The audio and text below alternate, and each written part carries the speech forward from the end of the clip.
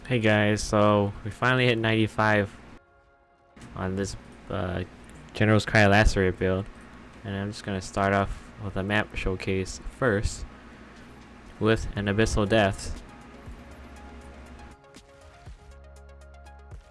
so we can see the boss damage too.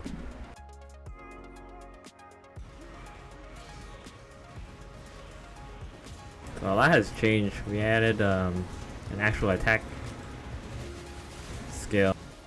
Mushroom. Just gonna clear the map. We're just gonna get the Abyssal Depths. We added Rage Vortex just to give us something to do. I opted out of the cast while channeling setup just because I didn't want to cyclone and desecrate, and then you have to aim your Courser. It always felt awkward to me. Using Course-Walker lets me do something like this, so we have two 6 links to deal damage with. It's very cozy. I don't even have to attack, I could just walk around. That's the benefits of Course-Walker.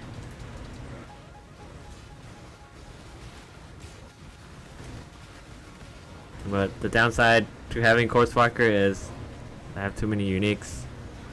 It makes capping reses a lot harder.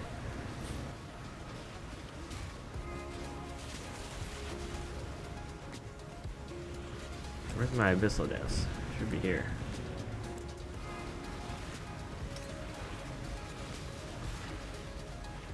As you can see, I'm mostly using Rage Vortex to kill the tougher enemies.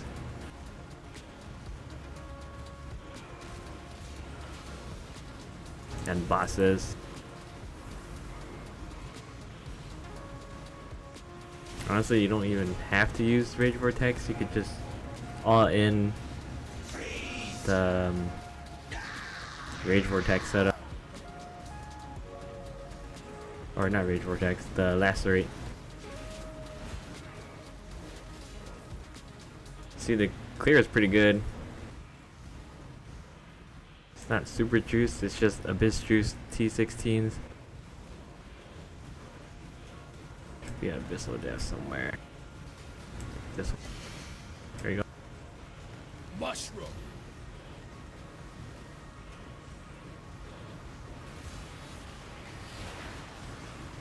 Defensively, we're actually a little weak to Chaos. But we did that on purpose. And I'll explain in a moment.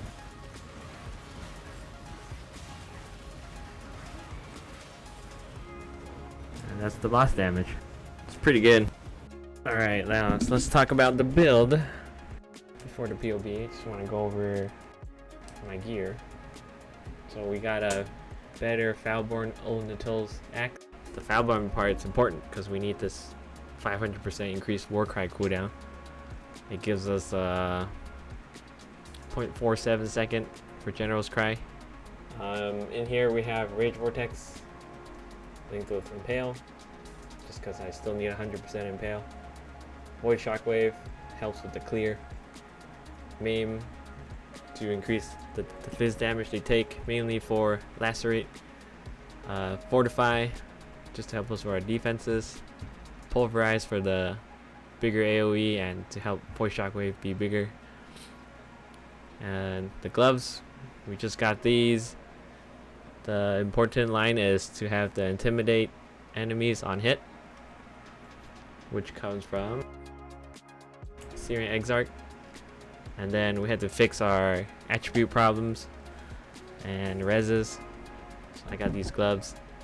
Here we have automation with convocation, pride, and blood and sand. This convocation is for my race Spectre setup with companion. It's for this perfect guardian turtle. Since we went for the Pharaoh's bloodline, this gives us the Pharaoh's Ferric presence, 80% increased accuracy, 100%, 120% increased crit, and immune to crit hits. And since the perfect guardian turtle moves so slow, we have to automate it, and it's proccing every 1.92 seconds. It's pretty good uptime. It hasn't died yet. I haven't tested it in a Uber boss fight yet, but for general mapping, he has no problem, 0 deaths.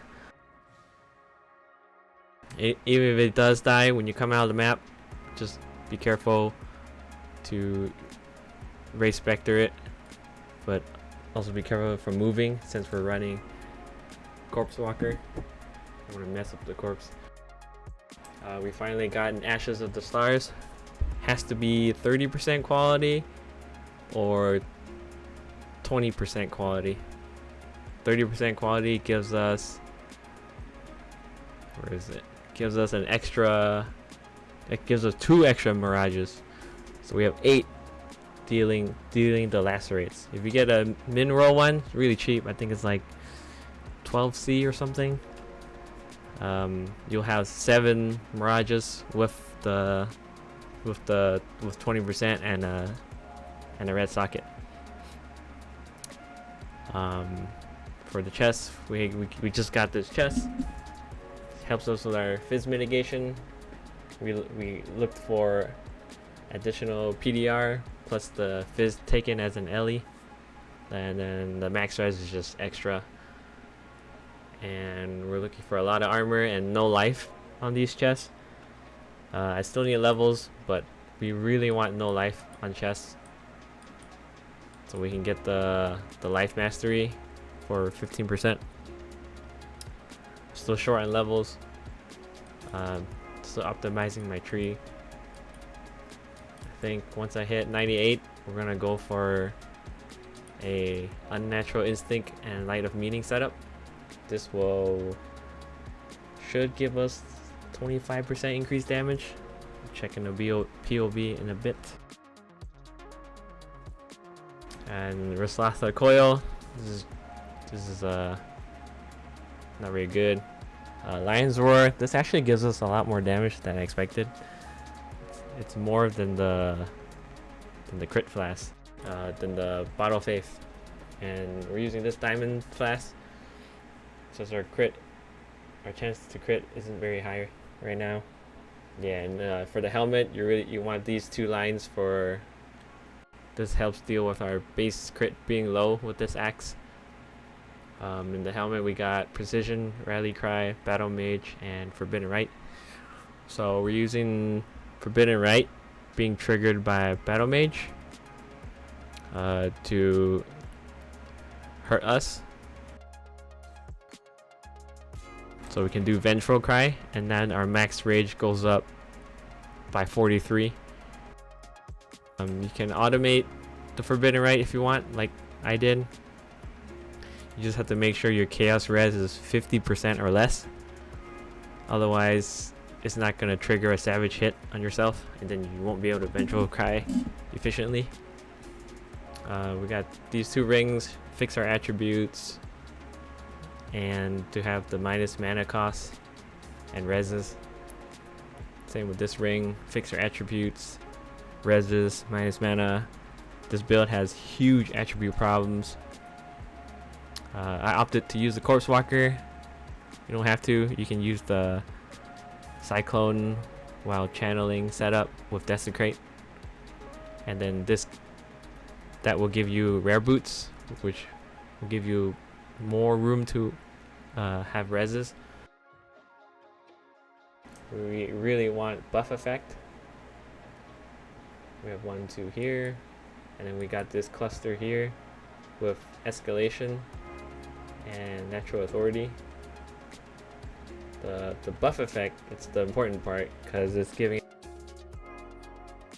more than 25 rage that it says on the gem,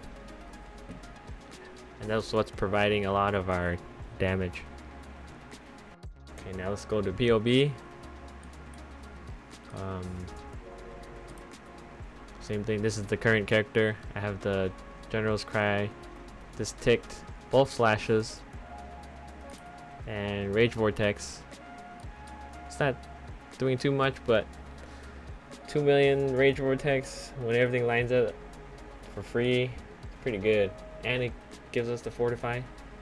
And then we have all the charges, have about 12 War Cries, And this node is providing a lot of our damage. I think it says recently in the past 4 seconds. So we'll have 4 divided by 0.47. About 8.5 war cries in 4 seconds. I'll put 10. So you get 8 war cries if just chilling with the auto exert, manually pressing 2 of our war cries every now and then. Then this thread of hope is has to be massive. It's pretty important because it gives us an admonisher. This is one of our strongest notables.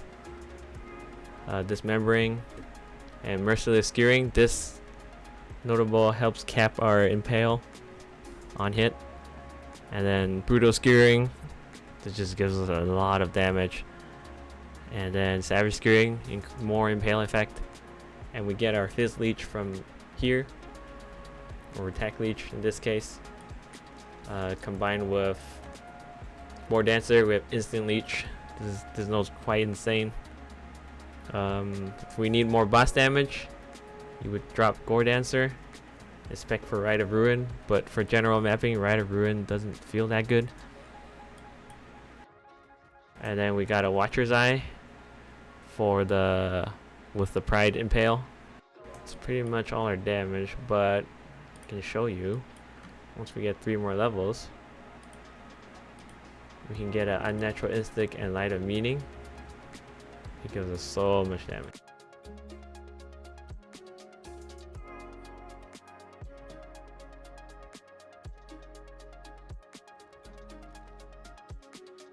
Look at that. We go from what, 25 million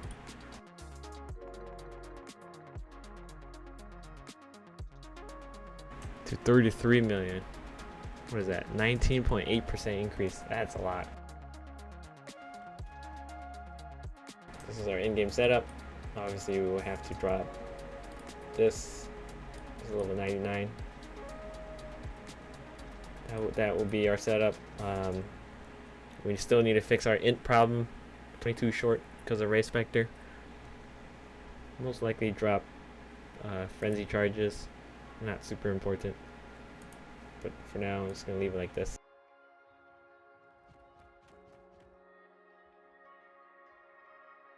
I'm going to save it as the endgame setup with 2 points to spare. And that's it. Thanks for watching, and see y'all next time. Peace.